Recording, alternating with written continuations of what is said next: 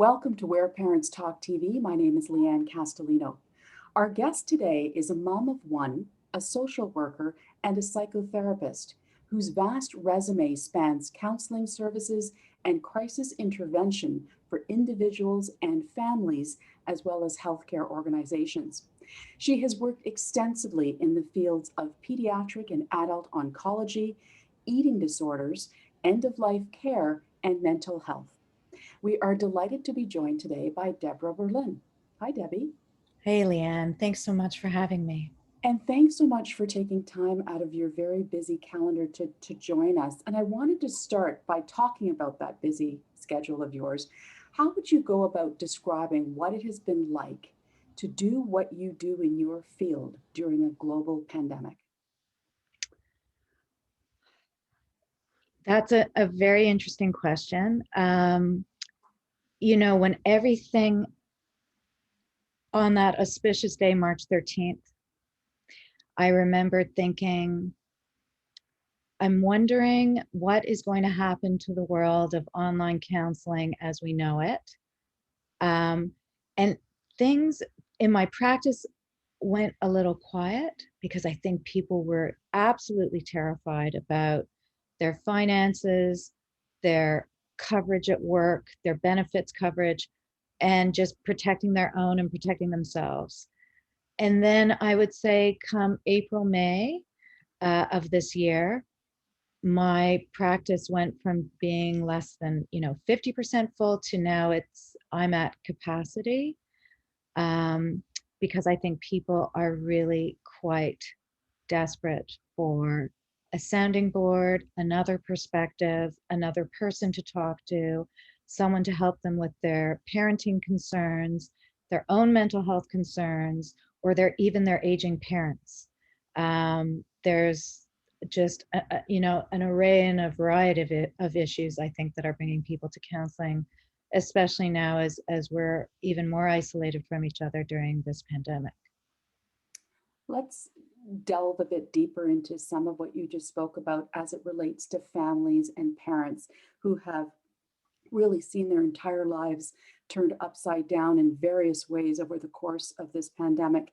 What would you say are the top issues that you are helping people with that they really need to drill down into with your professional help? Um,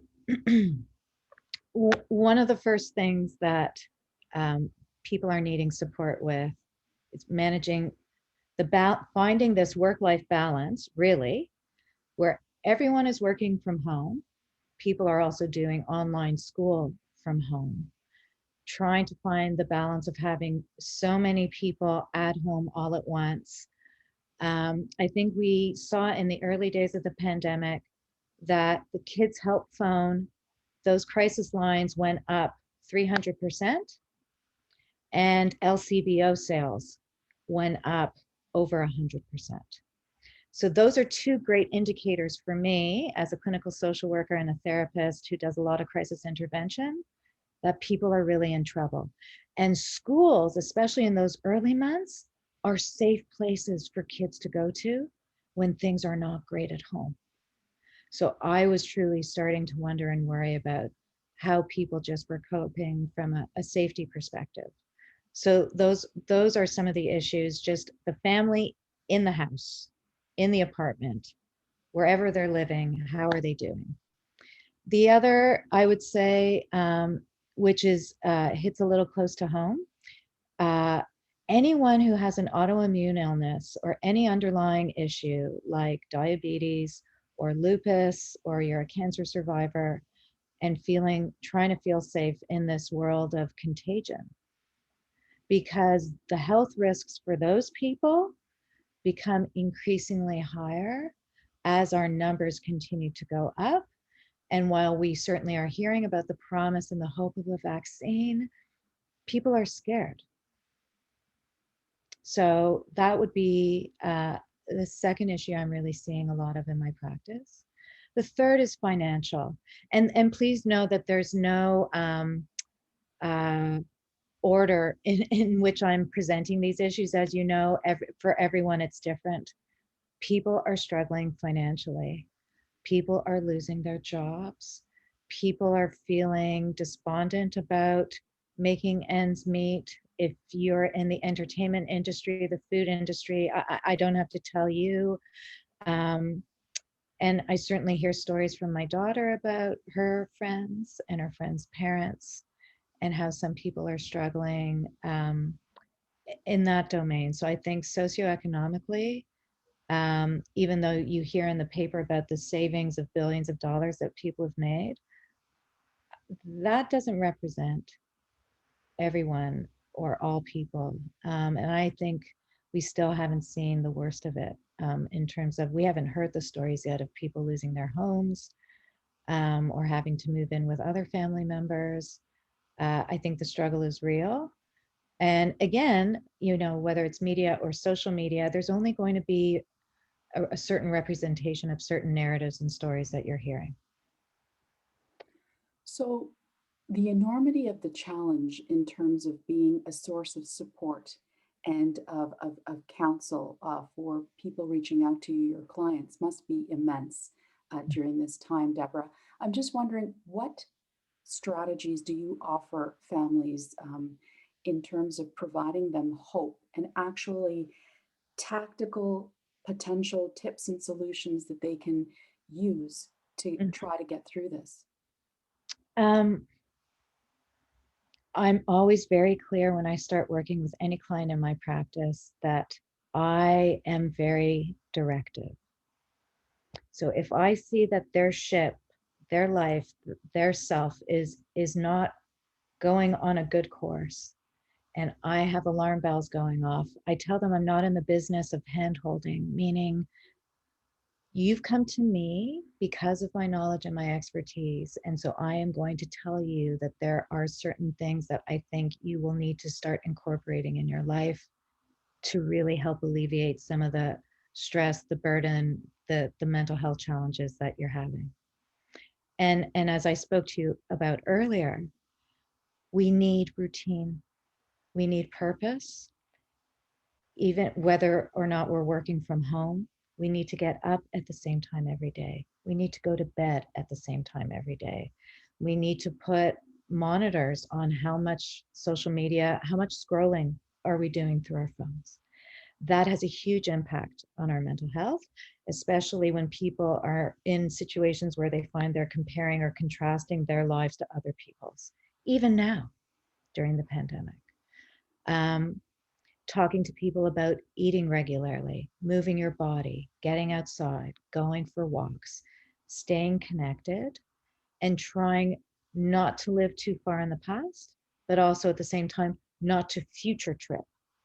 So don't move too far into the future, right? Because that also helps manage feelings of disappointment and loss, because we want, given that there's such unpredictability right now, I'm really trying to help people manage what's on their plate. And we look at it very openly and we talk about all the different parts of their plate that is making up their life. And then I try to provide true suggestions, alternatives for either managing a really hard situation or dealing with a tricky situation, whether it's revolving around their kids' schooling or their elderly parents' care. It's very task oriented, but it's also very focused into finding remedies and solutions.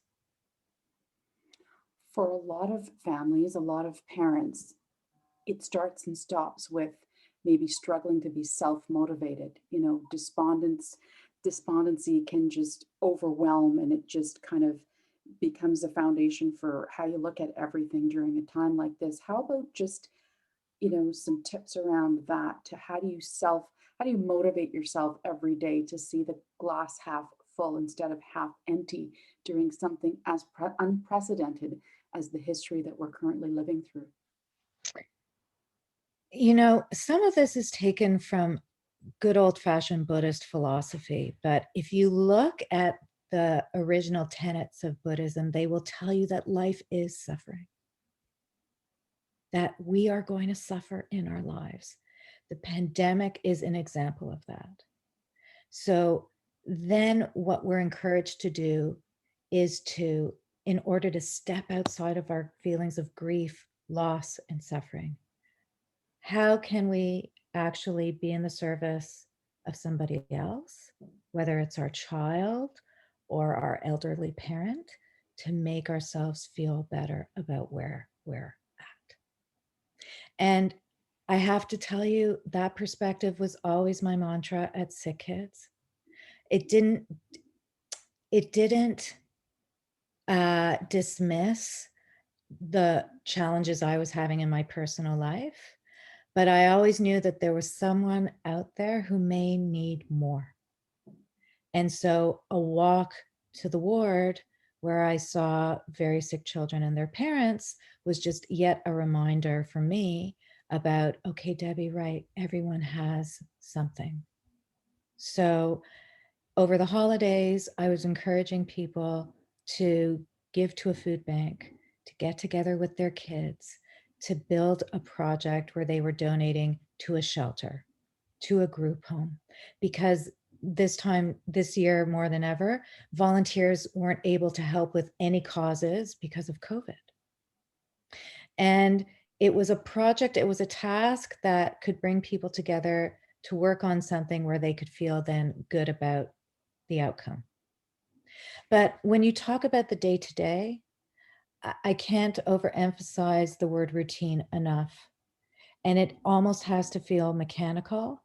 And there's days where you're going to feel like you're just kind of going through the motions. When I think about having like a baby, right? And getting into that routine of eat, activity, sleep, even when you feel like you're going to fall off your feet. And look, we know why some women develop postpartum depression. Okay. It's not to say that it's not one of the happiest times in a person's life, but there are challenges that go with it. If you think about the pandemic, okay, this is forcing everyone to have to kind of internally drill down and draw upon resources that some of us, many of us, never imagined that we would have.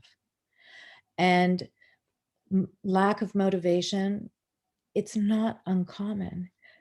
You have to expect that in the planning, in the doing of a routine, in the executing of a routine, you're going to have good days, you're going to have not great days, but that in order to keep the momentum going, you need to be able to make sure that you have someone to offload with. Because sometimes in the midst of the busyness of your life with kids and parents, you might not be emotionally or psychologically connecting with your partner. So who are you talking to about what's going on inside your heart, inside your head, in an uncensored way for you to share, so that then you're not feeling like you're burdening anybody or bothering anybody? Because I think a lot of people right now, Lianne, have reluctance around reaching out to people because they think, well, so-and-so's got it worse. Well, so-and-so's struggling more. The reality is everyone is struggling right now. So if people are new to therapy, and this is something that I'm seeing in my practice, especially now, people in their 20s, 30s, 40s, 50s, 60s, and 70s are reaching out because they realize now more than ever the supports that were once there are no longer. And they realize that we're in for a bit of a long winter. As a mom to a teenage daughter yourself, what would you say are some of the strategies that you have intentionally, um, asserted in your own home Yep. to help you navigate this, knowing that you have a role as a parent, as well as what you do professionally, and sort of the weight of both of those roles against the backdrop of a global health emergency? So this is me, and this is happening in my home with my daughter. So I'm certainly not saying that this would work in everybody's home. But during school, I have very strict limits on my daughter's phone.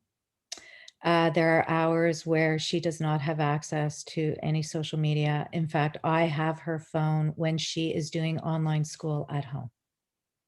The reason for this is because her brain is developing, And, there's a writer in the New York Times, her name is Lisa Damour, and she talks about the lives of teenage girls. She wrote an incredible book called Entangled. And she talks about how just like we need to intervene when kids are having a difficult time with a fight, we can't leave our kids to their own resources thinking that they're making the best decisions on their own behalf, because they just don't have the benefits from life experience yet, or age or wisdom to know. I need to make sure that my daughter Izzy's staying focused on her schoolwork. So I put the limits on her phone. I also make sure she's getting up at the same time every morning, and I'm making sure she's going to bed at the same time every night. These kids need their sleep. That said, outdoors. She has to get out of the house. Now, my daughter doesn't have siblings. So that means that there are a few of her girlfriends who I know quite well, and parents. And she's actually unbelievably great with all the COVID precautions around social distancing, masking, very careful, super respectful. In fact, some of my neighbors have commented on seeing Izzy out and about in our neighborhood of Leslieville, and they said she's walking everywhere with a mask. So it's also saying to my kid, I I can trust you to make good decisions as long as I know that you're getting all the information. Because in our home, we speak very openly about healthcare, about people getting sick, what that looks like, in a non-fearful way and in a non-panicked way, so that she sees that we are just kind of moving as we go and not freaking out. And so she understands that, okay, I'm safe and my mom is making good decisions based on the information she has. You alluded to having worked at Sick Kids, and we talked briefly at the top about the varied range of roles and responsibilities that you've had in your professional career, Debbie. I'm wondering if you could take us through. The fact is that you've kind of had a front row seat in terms of trauma in the different roles that you've experienced, how each of those experiences has further informed, or has it, in this current pandemic, and sort of the support that you're providing the clients. Um, when you're working at Sick Kids in pediatric oncology, so kids who are being diagnosed with cancer, you learn the saddest lesson in life, that how precious our lives are, the lives of our children, and that things can change like that. And, even sometimes as I'm reading the very sad stories about people dying in long-term care homes, I just feel such sadness, because whether a death is preventable or not, there are certain, well, constraints and things that are happening right now in society that is creating such distance between us and people who are really requiring care. So, lots of families are needing that crisis intervention now more than ever before, whether it's about mental health supports or just concrete information. There are many people who read the news or listen to the news but may not fully understand the impact of COVID. I'm having to do a lot of psychoeducation with people about the vaccine. There are some people saying, well, if they haven't found a cure for cancer or for HIV/AIDS, how can I trust that this vaccine is safe? So we need to really give out accurate, concise, consistent, reliable information. And I find that people love that. And that was something that really carried through when I was working with families at Sick Kids, is in the not knowing. I'm waiting for the biopsy. I'm waiting for the surgery. I'm waiting for the results. Okay, we just finished the first round of chemo. Now we have to wait. The lumbar puncture. Is he going to be in remission? And in those periods of waiting and not knowing, what are the things that we can do to take care of ourselves so that we can shift and focus on our other children, our work, our self-care. So, and as a social worker, you have to tease out what those priorities are day to day because they shift. And even now I see that in my private practice. What might be a burning issue one week might then take a backseat to something much more urgent the following week. So even when I was working with interns, you try to really work with people in terms of where they're at and try to slip in the compassionate messages as best you can, without having people thinking like you're trying to fix them or change them. Because there is this term known in dialectical behavioral therapy called radical acceptance. How do I practice radical acceptance given my life in a pandemic where things are right now, and learn to just be at peace with myself? Because we often have, if you think about life before the pandemic, Lianne, if we didn't like something, change it. Okay. Oh, I don't like this outfit, or I don't like where I'm living, or like everything was just about a lot of immediate gratification. But when you think about emotional intelligence, and one of the things I'm trying to teach my daughter is we delay gratification. No, we're not taking trips right now. No, we're not thinking about making those purchases right now. What are the priorities right now? And that can be a grounding exercise for people. What matters?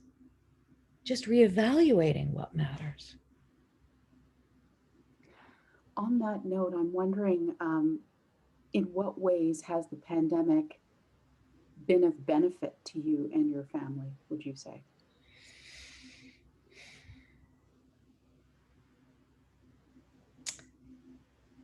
I can't wait to hug my mom. So my dad died, it'll be 2 years ago, February. And just as my mother was coming out of the 1 year Jewish mourning period, COVID hit. And so she has bubbled with my brother's family. My brother has an autoimmune illness, and they're not sending their son to school. So since March, I've had some social distancing visits with my mom, dropping off groceries, seeing her, but really not being able to hug her and spend time with her. And that has made me realize how fragile life is. She's 80. And I think about many elderly people right now. I'm working with a few in my practice who just feel so scared and isolated from their kids and their grandchildren. So that's made me really think about how precious family is. And I know of people who've actually contracted COVID in my family, and also just out in the healthcare world. And I don't think I've ever appreciated my health as much before as I do now. Because often the people who are underestimating COVID and not taking the precautions, I've been pretty firm with them to say, this can be a potentially life-threatening this is life-threatening to people. This is not a joke. And when one family or when one group of people doesn't pay attention to the rules, it can have a ripple effect, right? And so trying to really appreciate the responsibility that we all have in trying to make this better, right? That leads perfectly into my next question, Debbie, and that is, what gives you hope? Mm. My daughter gives me hope. My daughter gives me hope because I think about how, Lianne, they're going to be writing PhD dissertations about this stuff.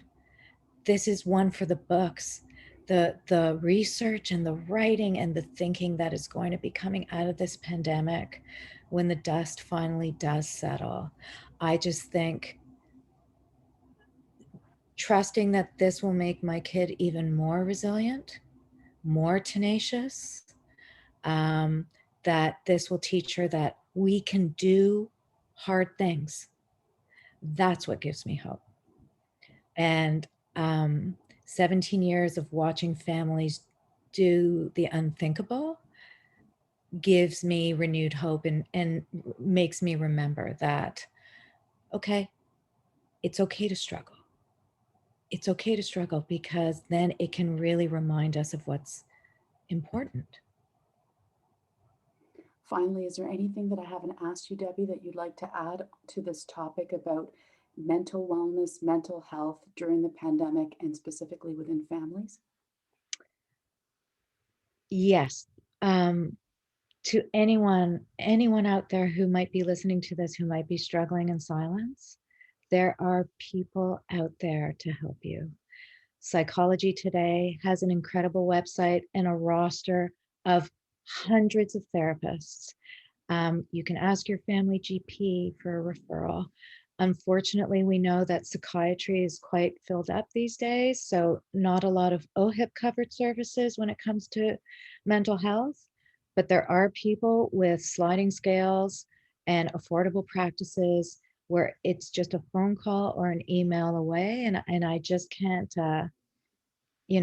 say this enough to people that it's okay to not be in a good place, and it just to let people know that it'll pass and that it's really that help is out there if you need it and if you want it. Debbie Berlin, thank you so much for your time. There's so many tips and incredible nuggets of wisdom shared there as a parent, as a psychotherapist, as a social worker, counselor. Thank you so much for your time today. Oh, Leanne, thank you for having me. It's a pleasure.